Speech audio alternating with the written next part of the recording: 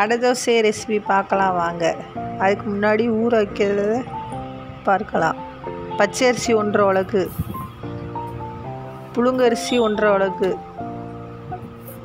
கடலைப்பருப்பு 3/4 உலக்கு,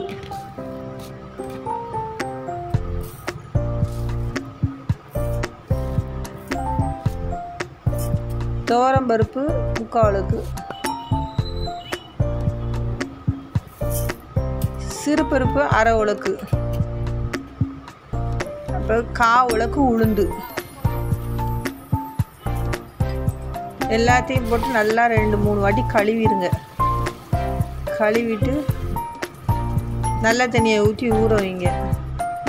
அதோட ஒரு 5 காஞ்ச மிளகா போட்டுக்கோங்க ஊற வைக்கல. மத்தியானம் நைட்டு செய்கிற மாதிரி இருந்தால் மத்தியானம் 3 மணிக்கு ஊற வச்சுருங்க. அப்புறம் மிக்ஸி ஜார் எடுத்து அதில் எல்லாத்தையும் கொஞ்சம் கொஞ்சம் போட்டு தண்ணியை ஊற்றி 1 ஸ்பூன் மிளகு, 1 டீஸ்பூன் சோம்பு, கொஞ்சோண்டு கல் உப்பு, கொஞ்சம் கருவேப்பிலை எல்லாத்தையும் போட்டு மிக்சியில் அரைச்சிருங்க. ரொம்ப மையாக அரைக்கக்கூடாது, கொஞ்சம் லைட்டாக ரவை பதத்துக்கு அரைக்கணும்.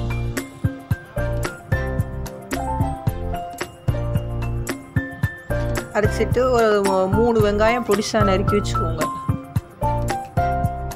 நறுக்கி வச்சு கொத்தமல்லி கொஞ்சம் கட் பண்ணி பொடிசாக கழுவிட்டு கட் பண்ணி வச்சுக்கோங்க. அப்புறம் எண்ணெய் கடாயை காய வச்சுட்டு கொஞ்சம் கடுகு, கொஞ்சோண்டு கடலைப்பருப்பு, கொஞ்சோண்டு உளுந்தம்பருப்பு,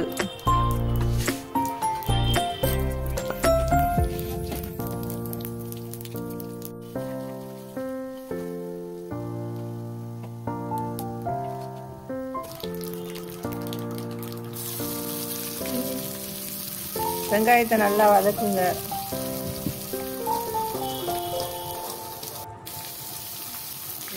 கருவேப்பிலை போட்டுக்கோங்க.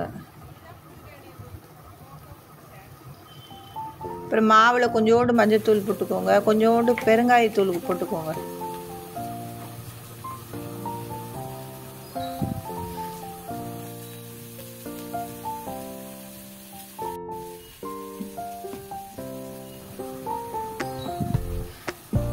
போட்டு நல்லா கலந்து விடுங்க மாவை.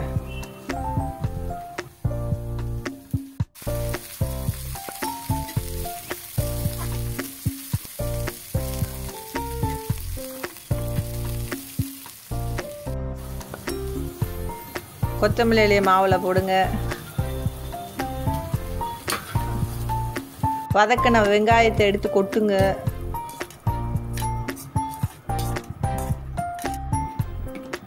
நல்லா கலந்துக்கோங்க.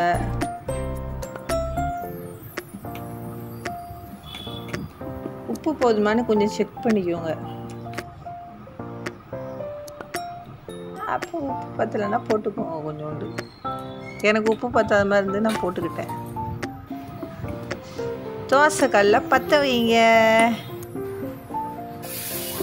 தோசையை ஊற்றுங்க.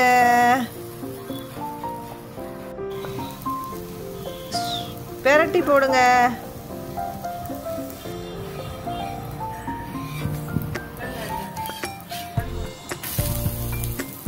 நல்லா சுட சுட அடை தோசை ரெடி.